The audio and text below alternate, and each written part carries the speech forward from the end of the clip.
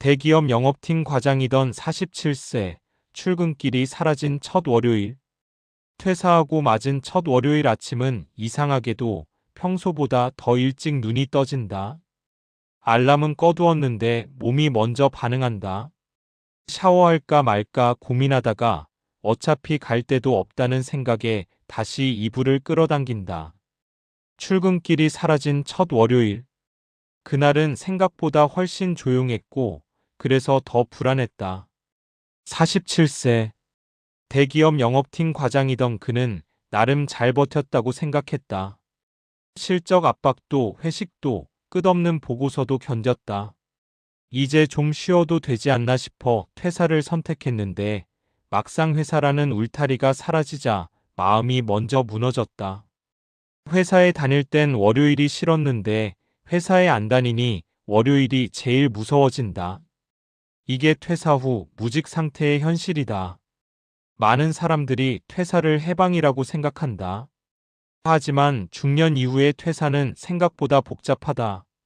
단순히 직장을 그만두는 게 아니라 정체성 수익관계 일상 구조가 한꺼번에 바뀌기 때문이다. 준비되지 않은 무직은 휴식이 아니라 공백에 가깝다. 퇴사 후 무직이 힘든 진짜 이유. 첫 번째는 하루의 구조가 무너진다는 것이다. 회사에 다닐 땐 싫든 좋든 일정이 있었다. 출근 시간, 점심 시간, 회의, 퇴근. 그 틀이 사라지면 하루가 전부 선택의 연속이 된다. 그리고 이 선택은 생각보다 사람을 지치게 만든다. 오늘은 뭐 하지? 라는 질문을 하루 종일 스스로에게 던지다 보면 아무것도 하지 않은 채 하루가 끝난다. 두 번째는 쓸모없어졌다는 느낌이다. 영업팀 과장이었을 때 그는 분명 누군가에게 필요한 사람이었다. 보고를 받고 결정을 내리고 전화가 쉴 새 없이 왔다. 그런데 무직이 되자 전화는 줄고 연락의 주도권도 사라진다. 사람은 돈보다 필요한 존재라는 감각이 먼저 무너질 때 더 크게 흔들린다. 세 번째는 주변의 시선이다. 아무도 대놓고 묻지 않지만 모임에서 자연스럽게 빠지게 된다. 요즘 뭐해? 라는 질문이 부담스러워지고 스스로 거리를 둔다. 무직은 혼자가 되는 속도가 굉장히 빠르다. 사례 1. 한 달만 쉬면 될 줄 알았어요. 48세 전직 영업팀 차장. 같은 회사에서 20년을 일한 차장은 퇴사 후 한 달만 쉬고 다시 움직일 계획이었다.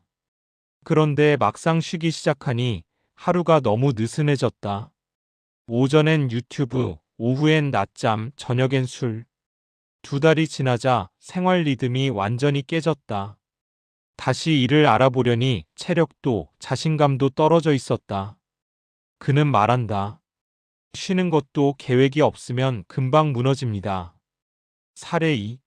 돈보다 정체성이 더 무섭더라. 50세 전직 인사팀 과장. 인사팀에서 일하던 그는 퇴직금과 저축이 있어 당장 생활은 괜찮았다. 문제는 마음이었다. 명함이 사라지자 스스로를 설명할 말이 없어졌다. 누구를 만나도 자신이 무직이라는 사실부터 떠올랐다.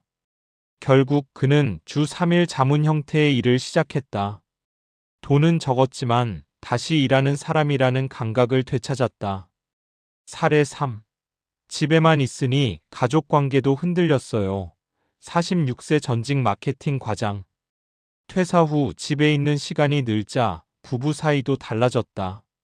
아내는 은근히 불편해했고 본인은 눈치를 보게 됐다. 회사에 있을 땐 몰랐던 집안의 리듬이 충돌했다. 결국 그는 지역 소상공인 마케팅을 돕는 프로젝트에 참여하면서 숨통이 트였다. 집 밖에 역할이 생기자 관계도 조금씩 회복됐다. 퇴사 후 무직 기간 이렇게 버텨야 한다. 첫째, 무직에도 출근 시간을 만들어야 한다. 어디로 가느냐보다 언제 움직이느냐가 중요하다. 도서관이든 카페든 산책이든 상관없다. 오전에 집을 나서는 습관은 생각보다 큰 힘이 된다. 둘째, 돈이 안 돼도 역할을 만들어라. 자문, 봉사, 프로젝트, 공부. 수입보다 내가 오늘 쓸모 있었다는 감각이 중요하다. 이게 무너지면 다시 일어나는데 시간이 오래 걸린다. 셋째, 혼자 버티지 말고 말을 걸어라. 비슷한 처지의 사람들과 이야기하면 내가 이상한 게 아니라는 걸 알게 된다. 중년의 무직은 개인 문제가 아니라 구조의 문제이기도 하다. 출근길이 사라진 첫 월요일은 끝이 아니다. 다만 그날을 어떻게 보내느냐에 따라 이후의 몇 년이 달라진다. 퇴사는 선택일 수 있지만 무너지는 건 선택이 아니다. 준비된 공백은 쉼이 되지만 준비 없는 공백은 사람을 갉아먹는다. 지금 무직의 월요일을 지나고 있다면 너무 자책하지 말자. 다만 아무것도 하지 않은 채 흘려보내지는 말자. 그 월요일은 생각보다 중요한 시작점일 수 있으니까